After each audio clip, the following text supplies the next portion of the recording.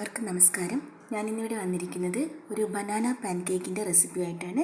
അതിനെന്തൊക്കെയാണ് വേണ്ടതെന്ന് നോക്കാം.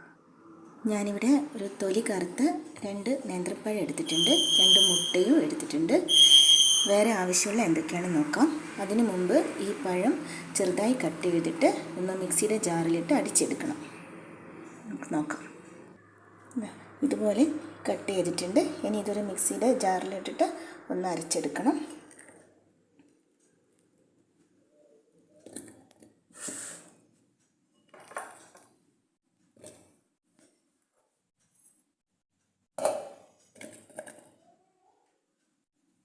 ഇനി ഇതിൻ്റെ കൂടെ 2 മുട്ടയും കൂടെ പൊട്ടിച്ചൊഴിക്കണം. 2 മുട്ട പൊട്ടിച്ചൊഴിച്ചിട്ടുണ്ട്. ഇനി ഇതിലേക്ക് ഒരു 2-3 ഏലക്കായുടെ കുരു ചേർക്കാം, ഒരു ഫ്ലേവറിന് വേണ്ടിയിട്ട്. പിന്നെ ഒരു 2 സ്പൂണ് പഞ്ചസാര ചേർക്കാം. പഞ്ചസാര ആവശ്യമുള്ളവർ മാത്രം ചേർത്താൽ മതി.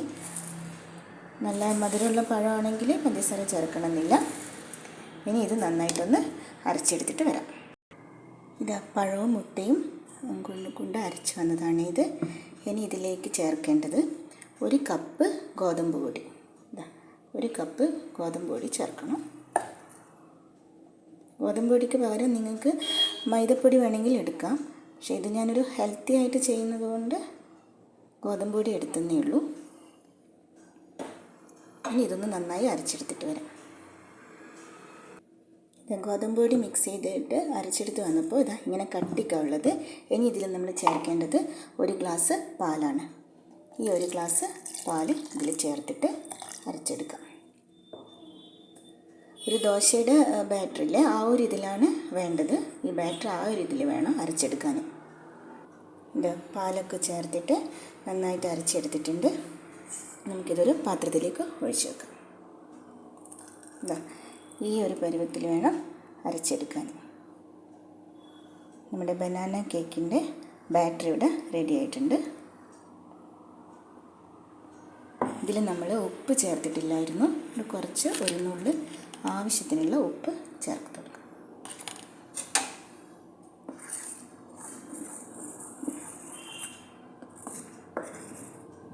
ദോശമാവ് പോലെ ഈ ഒരു രീതിക്ക് വേണം ഈ ബനാന പാൻകേക്കിൻ്റെ ബാറ്റർ തയ്യാറാക്കാൻ. കണ്ടോ? ഇനി നമുക്കിതൊരു പാൻ അടുപ്പത്ത് വെച്ചിട്ട് ചുട്ടെടുക്കാം. ഇതൊരു പാൻ അടുപ്പത്ത് വെച്ചിട്ടുണ്ട്. ഇനി അതിലേക്ക് നെയ്യ് ഒഴിച്ചു കൊടുക്കാം. വെളിച്ചെണ്ണയിലും ചുട്ടെടുക്കാം. നെയ്യാകുമ്പോൾ കുറച്ചുകൂടി ടേസ്റ്റ് ഉണ്ടാവും, അതാണ്. നല്ലോണം നെയ്യ് തൂക്കി കൊടുക്കാം.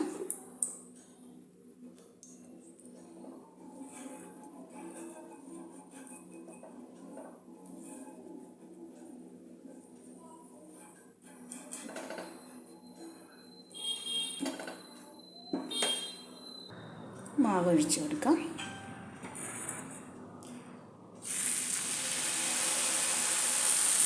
അധികം വലുപ്പത്തിലൊന്നും വേണ്ട, ഒരു കുട്ടിയായിട്ട്.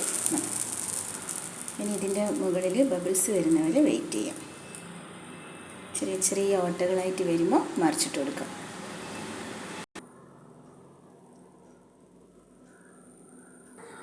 ചെറിയ ബബിൾസ് വരുന്നുണ്ട്.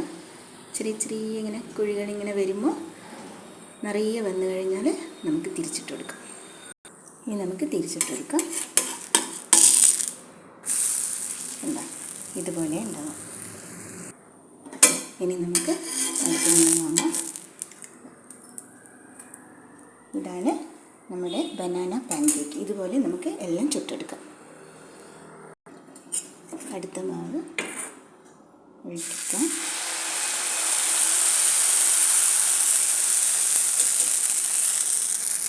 ഇതുപോലെ നമുക്ക് എല്ലാം ചുട്ടെടുക്കാം. ഇതുപോലെ ഞാനെല്ലാം ഇവിടെ ചുട്ടെടുത്തിട്ടുണ്ട്. അങ്ങനെ നമ്മുടെ ബനാന പാൻകേക്ക് ഇവിടെ റെഡി ആയിട്ടുണ്ട്. നല്ല ഹെൽത്തി ആയിട്ട് കുട്ടികൾക്ക് സ്നാക്സായിട്ടും ബ്രേക്ക്ഫാസ്റ്റായിട്ടും ഒക്കെ കൊടുക്കാൻ പറ്റിയ നല്ലൊരു റെസിപ്പിയാണ്. നല്ലൊരു പാൻകേക്കാണിത്. എല്ലാവരും ട്രൈ ചെയ്ത് നോക്കണേ.